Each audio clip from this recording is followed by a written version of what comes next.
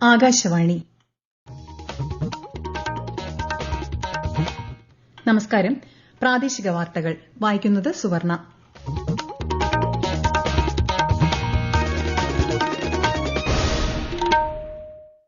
പ്രധാന വാർത്തകൾ. ലോക്സഭാ സ്പീക്കർ തെരഞ്ഞെടുപ്പ് നാളെ. ഓം ബിർളയും കൊടിക്കുന്നിൽ സുരേഷും ഇന്ന് പത്രിക സമർപ്പിച്ചു. +1 സീറ്റ് പ്രതിസന്ധി പഠിക്കാൻ രണ്ടംഗ സമിതിയെ നിയോഗിക്കുമെന്ന് വിദ്യാഭ്യാസ മന്ത്രി വി ശിവൻകുട്ടി. വിഷയത്തിൽ ഇടപെട്ട ദേശീയ ബാലാവകാശ കമ്മീഷൻ സംസ്ഥാന പൊതുവിദ്യാഭ്യാസ വകുപ്പിനോട് റിപ്പോർട്ട് തേടി. കാരുണ്യ ആരോഗ്യ സുരക്ഷാ പദ്ധതിക്ക് 100 കോടി രൂപ കൂടി അനുവദിച്ചതായി ധനമന്ത്രി കെ.എൻ. ബാലഗോപാൽ. കേരള ബാങ്കിനെ സി ക്ലാസ് പട്ടികയിലേക്ക് തരം താഴ്ത്തി റിസർവ് ബാങ്ക്. സംസ്ഥാനത്ത് ശക്തമായ മഴയ്ക്ക് സാധ്യത. പത്തനംതിട്ട, ഇടുക്കി, കണ്ണൂർ ജില്ലകളിൽ ഇന്ന് ഓറഞ്ച് ജാഗ്രത. ട്വന്റി പുരുഷ ലോകകപ്പ് ക്രിക്കറ്റ് സെമി ഫൈനൽ ലൈനപ്പായി. ആദ്യ സെമിയിൽ അഫ്ഗാനിസ്ഥാൻ ദക്ഷിണാഫ്രിക്കയെയും രണ്ടാം സെമിയിൽ ഇന്ത്യ ഇംഗ്ലണ്ടിനെയും നേരിടും. വാർത്തകൾ വിശദമായി. 18ാം ലോക്സഭയുടെ രണ്ടാം സമ്മേളന ദിനമായ ഇന്ന് പുതുതായി തെരഞ്ഞെടുക്കപ്പെട്ട അംഗങ്ങളുടെ സത്യപ്രതിജ്ഞ നടന്നു. കോൺഗ്രസ് നേതാവ് രാഹുൽ ഗാന്ധി ഉൾപ്പെടെയുള്ള അംഗങ്ങൾ ഇന്ന് സത്യപ്രതിജ്ഞ ചെയ്തു. ഇന്നലെ പ്രധാനമന്ത്രി നരേന്ദ്രമോദി, കേന്ദ്രമന്ത്രിമാരായ രാജ്നാഥ് സിംഗ്, അമിത് ഷാ, നിതിൻ ഗഡ്കരി, ശിവരാജ് സിംഗ് ചൌഹാൻ, പീയൂഷ് ഗോയൽ ഉൾപ്പെടെ തെരഞ്ഞെടുക്കപ്പെട്ട 266 എംപിമാർ സത്യപ്രതിജ്ഞ ചെയ്തു. രാഷ്ട്രപതി ദ്രൌപദി മുർമു പാർലമെന്റിന്റെ ഇരുസഭകളുടെയും സംയുക്ത സമ്മേളനത്തെ മറ്റന്നാൾ അഭിസംബോധന ചെയ്യും.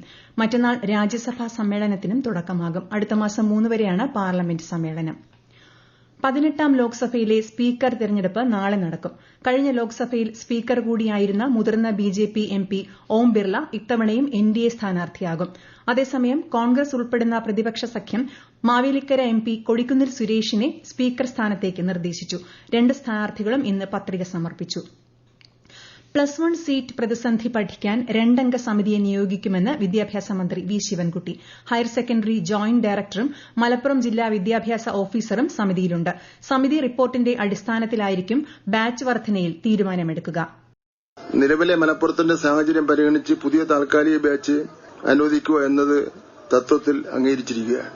+1 പഠനം ആഗ്രഹിക്കുന്ന എല്ലാ വിദ്യാർത്ഥികൾക്കും പ്രവേശനം ഉറപ്പാക്കും. ഇതിനകം ക്ലാസ് നഷ്ടമാകുന്ന വിദ്യാർത്ഥികൾക്ക് ബ്രിഡ്ജ് കോഴ്സ് നൽകി പഠന വിടവ് നികത്തുന്നതിനുള്ള എല്ലാ സംവിധാനങ്ങളും ഒരുക്കുന്നതാണ്. +1 ക്ലാസുകളിൽ ഇനിയും കുട്ടികളുടെ എണ്ണം കൂട്ടാനാകില്ലെന്നും താൽക്കാലിക ബാച്ച് അനുവദിക്കുമെന്നും വിദ്യാഭ്യാസ മന്ത്രി പറഞ്ഞു. സപ്ലിമെന്ററി അലോട്ട്മെന്റോടുകൂടി പ്രശ്നത്തിന് പരിഹാരം കാണും. +1ന് പൊതുവിദ്യാലയങ്ങളിൽ 7478 സീറ്റുകളുടെ കുറവുണ്ടെന്നും മന്ത്രി വ്യക്തമാക്കി. അതേസമയം വിഷയത്തിൽ ഇടപെട്ട ദേശീയ ബാലാവകാശ കമ്മീഷൻ സംസ്ഥാന പൊതുവിദ്യാഭ്യാസ വകുപ്പിനോട് റിപ്പോർട്ട് തേടി. 7 ദിവസത്തിനുള്ളിൽ അന്വേഷണം നടത്തി റിപ്പോർട്ട് സമർപ്പിക്കണമെന്നാണ് നോട്ടീസ്. കാരുണ്യ ആരോഗ്യ സുരക്ഷാ പദ്ധതിക്ക് 100 കോടി രൂപ കൂടി അനുവദിച്ചതായി ധനമന്ത്രി കെ.എൻ. ബാലഗോപാൽ. ഏപ്രിലിൽ 150 കോടി രൂപ നൽകിയതുൾപ്പെടെ ഇതുവരെ 2795 കോടി രൂപ പദ്ധതിക്കായി നൽകിയിട്ടുണ്ട്.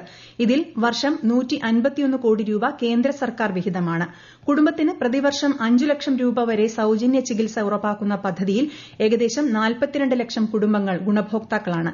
നിലവിൽ 197 സർക്കാർ ആശുപത്രികളും 4 കേന്ദ്ര സർക്കാർ ആശുപത്രികളിലും 364 സ്വകാര്യ ആശുപത്രികളിലുമായി കേരളത്തിലുടനീളം പദ്ധതിയുടെ സേവനം ലഭ്യമാണ്. ഉപരാഷ്ട്രപതി ജഗദീപ് ധൻകർ അടുത്ത മാസം 6-ന് കേരളത്തിലെത്തും.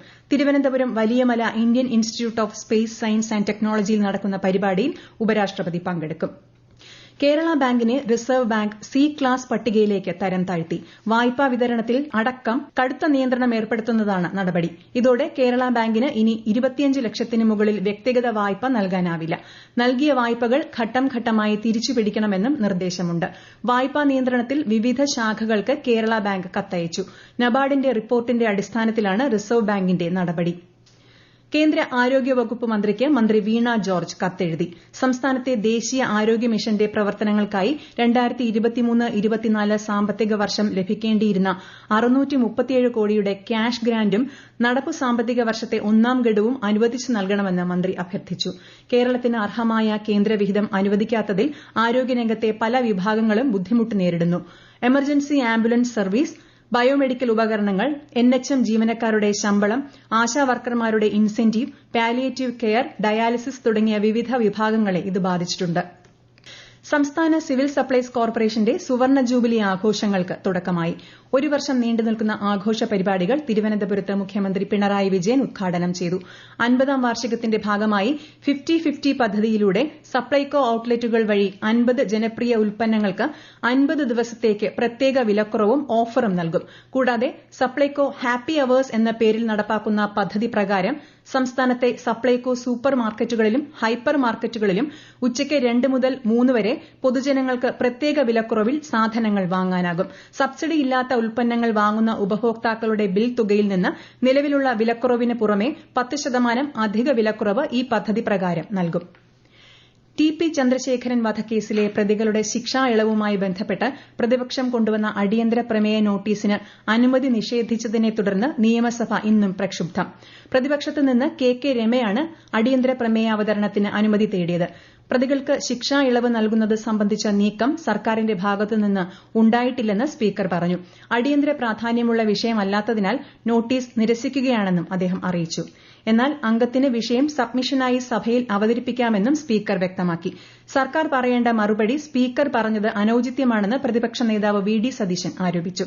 പ്രതിപക്ഷം മുദ്രാവാക്യം വിളികളുമായി നടുത്തളത്തിലിറങ്ങി പ്രതിഷേധിക്കുന്നതിനിടെ സ്പീക്കർ മറ്റു സഭാ നടപടികളിലേക്ക് കടന്നു.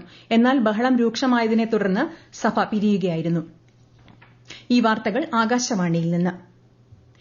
2020 പുരുഷ ലോകകപ്പ് ക്രിക്കറ്റ് സെമി ഫൈനൽ ലൈനപ്പായി. മറ്റന്നാൾ പുലർച്ചെ 6-ന് തരാബയിൽ ആദ്യ സെമിയിൽ അഫ്ഗാനിസ്ഥാൻ ദക്ഷിണാഫ്രിക്കയുമായും രണ്ടാം സെമിയിൽ രാത്രി 8-ന് ഇന്ത്യ ഇംഗ്ലണ്ടിനെയും നേരിടും. ഇന്ന് നടന്ന മത്സരത്തിൽ ബംഗ്ലാദേശിനെ 8 റൺസിന് പരാജയപ്പെടുത്തിയാണ് അഫ്ഗാനിസ്ഥാൻ സെമി യോഗ്യത നേടിയത്. ഇതോടെ ഓസ്ട്രേലിയ ടൂർണമെന്റിൽ നിന്ന് പുറത്തായി. ഇന്നലെ നടന്ന സൂപ്പർ 8 മത്സരത്തിൽ ഓസ്ട്രേലിയയെ 24 റൺസിന് പരാജയപ്പെടുത്തിയാണ് ഇന്ത്യ സെമിയിലെത്തിയത്. കേരളത്തിൽ ശക്തമായ മഴയ്ക്ക് സാധ്യത. പത്തനംതിട്ട, ഇടുക്കി, കണ്ണൂർ ജില്ലകളിൽ ഇന്ന് കേന്ദ്ര കാലാവസ്ഥാ വകുപ്പ് ഓറഞ്ച് ജാഗ്രത പ്രഖ്യാപിച്ചു. തിരുവനന്തപുരം, കൊല്ലം, ആലപ്പുഴ, കോട്ടയം, എറണാകുളം, തൃശൂർ, പാലക്കാട്, മലപ്പുറം, കോഴിക്കോട്, വയനാട്, കാസർഗോഡ് ജില്ലകളിൽ ഇന്ന് മഞ്ഞ ജാഗ്രതാ നിർദ്ദേശമുണ്ട്. കേരള, തമിഴ്നാട് തീരങ്ങളിൽ നാളെ രാത്രി വരെ കള്ളക്കടൽ പ്രതിഭാസത്തിനും ഉയർന്ന തിരമാലയ്ക്കും സാധ്യതയുള്ളതിനാൽ മത്സ്യത്തൊഴിലാളികളും പ്രദേശവാസികളും ജാഗ്രത പുലർത്തണം. മൂന്നാർ രാമസ്വാമി അയ്യർ ഹെഡ്വർക്സ് ഡാമിൽ ഒരു ഷട്ടർ 10 സെന്റിമീറ്റർ ഉയർത്തിയിട്ടുണ്ട്. മുതിരപ്പുഴയാറിന്റെ ഇരുകരകളിലും താമസിക്കുന്നവർ ജാഗ്രത പുലർത്തണമെന്ന് ജില്ലാ കളക്ടർ അറിയിച്ചു. ഛത്തീസ്ഗഡിൽ മാവോയിസ്റ്റ് ആക്രമണത്തിൽ വീരമൃത്യു വരിച്ച തിരുവനന്തപുരം സ്വദേശിയായ സിആർപിഎഫ് ജവാൻ ആർ വിഷ്ണുവിന് വിട. വിഷ്ണുവിന്റെ മൃതദേഹം പാലോട് കരിമൺകോട് ശാന്തികുടീരം പൊതുശ്മശാനത്തിൽ ഔദ്യോഗിക ബഹുമതികളോടെ സംസ്കരിച്ചു.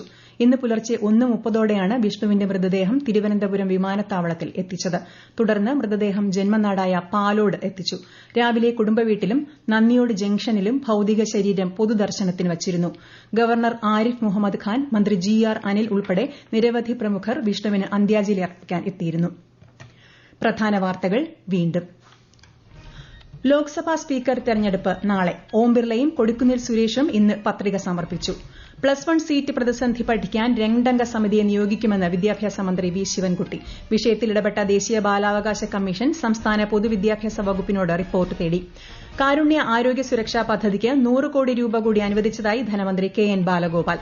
കേരള ബാങ്കിനെ സി ക്ലാസ് പട്ടികയിലേക്ക് തരം താഴ്ത്തി റിസർവ് ബാങ്ക്. സംസ്ഥാനത്ത് ശക്തമായ മഴയ്ക്ക് സാധ്യത. പത്തനംതിട്ട, ഇടുക്കി, കണ്ണൂർ ജില്ലകളിൽ ഇന്ന് ഓറഞ്ച് ജാഗ്രത. 2020 പുരുഷ ലോകകപ്പ് ക്രിക്കറ്റ് സെമി ഫൈനൽ ലൈനപ്പായി. ആദ്യ സെമിയിൽ അഫ്ഗാനിസ്ഥാൻ ദക്ഷിണാഫ്രിക്കയെയും രണ്ടാം സെമിയിൽ ഇന്ത്യ ഇംഗ്ലണ്ടിനെയും നേരിടും. പ്രാദേശിക വാർത്തകൾ കഴിഞ്ഞു. അടുത്ത വാർത്താ പ്രക്ഷേപണം 7:25-ന്.